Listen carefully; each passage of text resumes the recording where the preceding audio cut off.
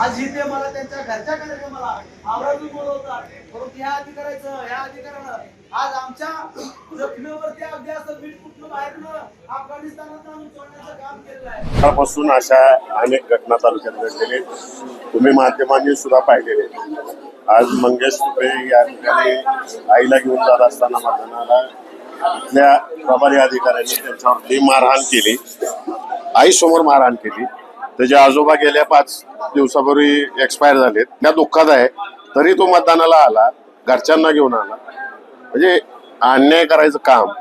आणि या माळशिरस तालुक्यामध्ये विशेषतः वेळापूर आणि नातेपुते हे 2 पोलीस स्टेशन्स आणि इथले प्रभारी, या प्रभाऱ्यांना चालवायचं काम 2 नंबर धंदेवाले या तालुक्यातले करतात. आणि त्या 2 नंबर 2 वाल्यांना इथं आश्रय संरक्षण कुणाचं आहे तर ते माझे आमदाराचं संरक्षण आहे. आम्ही SP-ना विनंती केली दोघांनी, आमदार साहेबांनी आणि त्यांनी 100% आश्वासन दिलेलं आहे. त्यांच्याकडे तसं रिपोर्टिंग झालेलं आहे की यांचा कारभार कसा चाललेला आहे.